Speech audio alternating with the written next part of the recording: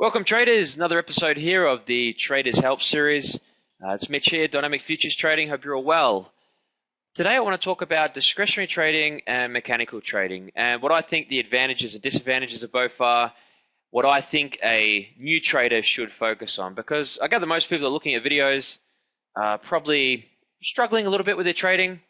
Maybe I'm wrong, but this video is going to focus on how to go from being maybe a not so good trader to hopefully getting a good plan in place and being able to stick to a strategy to see it through its good and its negative periods as well. So first things first, though, guys, make sure you check out our blog www.dynamicfuturestrading.com. Check out our website www.df1-trading.com. All the links are below on this video. Make sure you like or subscribe. If you don't like it, well, don't like it. That's fine.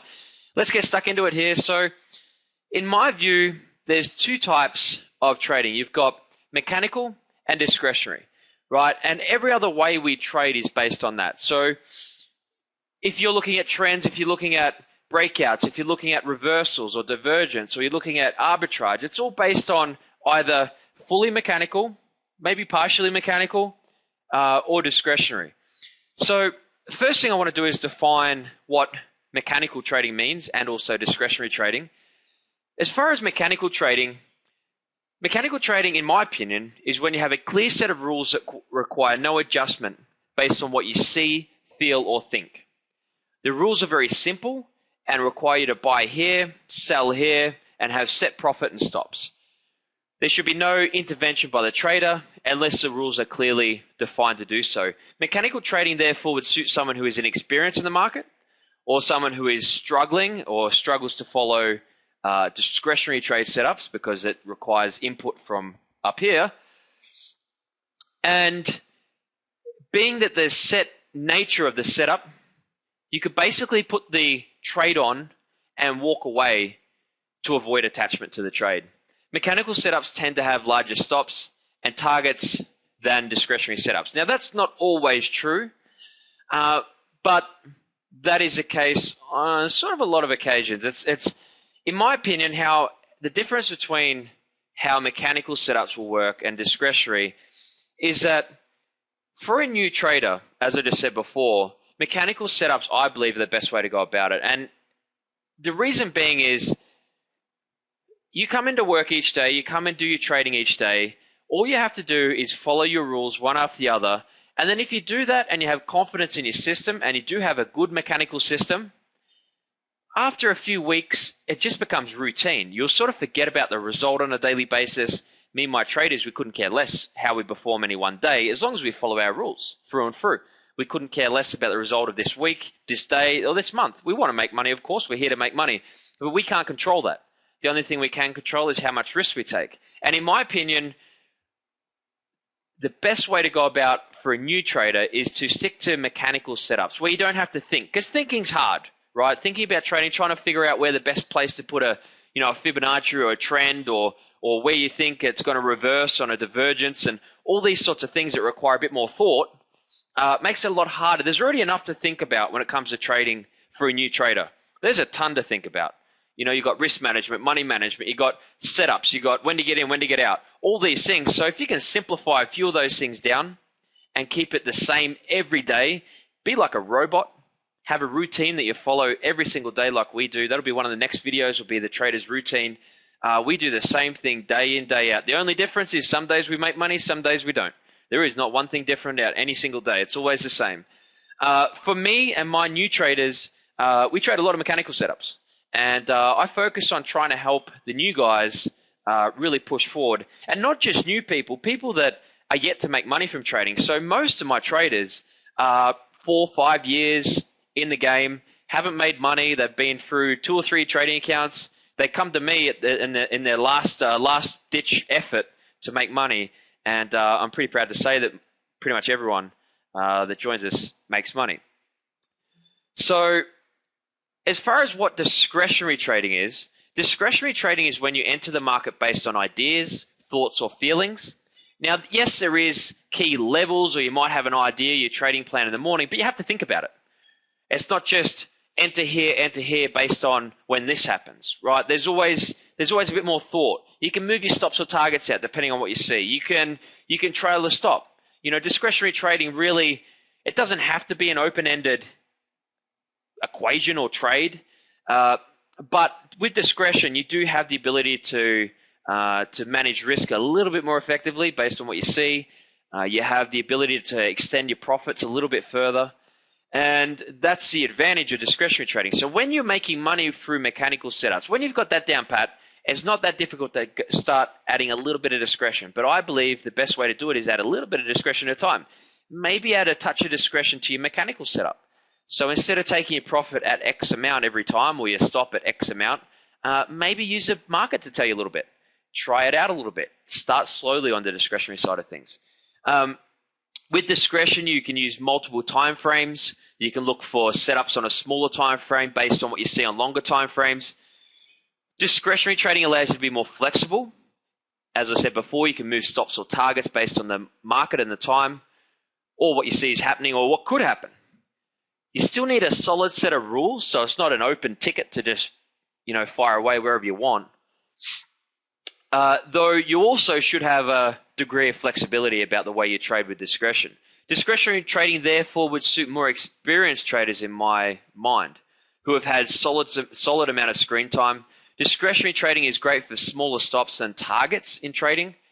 They also are good for beginners in this remark, as they do prove a much lower risk per trade in general. So there is a few advantages there for beginners.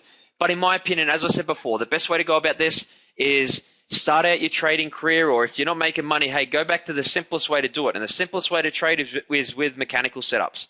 Find something that says, I'm going to buy here, I'm going to sell here, I'm going to do the same thing every day. Take the targets at the same place, take your stops. Now, it could be, for example, a discretionary setup, a basic box breakout.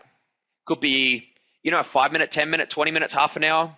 One of the most popular trade setups going around is a 30-minute box breakout on the ES. Now, we don't trade that. But it's out there, and everyone's been trading that since since the start of time, since the start of the markets. Just an example, it's a very simple system. You draw a box around half an hour of the market, you trade the breakouts. Your target goes 2 times the box, and your stop goes maybe halfway through the box to the other side of the box. As simple as that.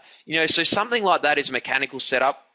Now, we don't do that one, but that's just an example of what you could do for a mechanical setup. So they have the simplest set of rules you can have, and then you can focus on the other parts of trading that, to me, are far more important than when to get into a trade. So you can stop having to think about what you're doing, just place those trades, be robotic. The guys that come into our trade room, you could learn the setups in 2 or 3 days. We don't give a 2-week trial because it's completely pointless. We're not trying to look all fancy. Our trading is so damn simple that really anyone could do it. It's really not hard at all. We have the simplest way to go about our business, and we make sure we maintain, consistency through doing that. So we don't worry about where to get in or where to get out. That happens. If you've got good setups, you're going to make money over time. Sometimes you're not going to, sometimes you are. To me, the most important part is the routine you follow on a daily basis, making sure you have a solid routine, going through your list, a checklist before you enter any one trade, going through your news, getting all these things set up so that when you're just firing away at the trades, you've done all the work behind the scenes. And that's another advantage of mechanical trading, is mechanical trading is very, very simple to backtest, right? What we do with our strategies, our mechanical setups, we automate. And we automate so that, not so we can trade with automation, because we could do, but we don't. We have some automated systems that we play around with. But most of our automation is done not for the fact of trading with automation, but so we can test effectively in the past. Okay, so it's not about using the automation, even though we do use it here and there a little bit, but it's more about being able to grab out the strategy analyzer on NinjaTrader. Anyone that knows Ninja will know that in the strategy analyzer, you can test for as long as you want, and it takes 5 or 10 minutes to test a whole heap of different data on different markets, and you can't do that manually, right? And you surely can't do that with discretion. It's very, very difficult, extremely difficult, to test effectively with a discretionary trade setup that has, loose rules. Because how do you know what would have happened under that particular time and day? Let's say we bought a low. Well, how do you know, yeah, we're meant to buy it here, but how do you know we would have thought, oh, maybe we should put our stop back by an extra 2 ticks just to give it a touch of room because the market was really volatile or fast? You can't see that on a chart that's in the past. So for me, the discretionary side of things is great once you're making money with mechanical, because mechanical will get you making money with a simple set of rules. If you have a good strategy, it's easier to test. You can have confidence in your setup very quickly. And then over time, you can start, messing around a little bit with that mechanical setup. Make that slightly discretionary, right? So instead of taking your target at X or your stop at X, with that discretionary, with that mechanical setup that you're now trading, maybe you can look at the market to try to tell you where a better place to put your target is and what the setup tells you to. Maybe you could see if the market wants to go right through that target. So watch it around the target. Don't put your target there. Watch it around where you would have taken your target. If the market blasts right through it, well, then you can bring your stop up to where the target would have been, which is what we do a lot of the time, right? So we in the room, because, I try to make the most we can for our traders every day and myself, that's what we do. So we loosen up slightly the rules on the mechanical setups. But when you're starting out, the best thing to do is just take your targets, take your stops where they're meant to be. We never move stops. They stay where they are. But sometimes we try to make the most out of the market, especially on gold. We trade gold every day, and gold's one of those markets that if it finds an empty space above or below, it can pop through by 100 ticks at a time. And that, if you've got a target halfway through that, what I do is I extend my target right out, get it out of the way, and then let it run. So that's just an example of mechanical setups, and then how to work your way into discretion. And then, full discretionary setups, so your Fibonacci plays, using multiple entries, multiple charts, scaling in, scaling out, all that sort of stuff. That's what I believe. So hopefully that helps, guys. Make sure you like or subscribe below if you do like it. There's going to be more of these videos. The next one I'm going to talk about is a trader's routine, what you should go through on a daily basis. Hopefully this helps out. Hopefully I can get a few of you guys making some money, because there's nothing better than, living a life as a trader. You can go where you want, do what you want, whenever you want. So guys, thanks for watching, and I will see you on the next video.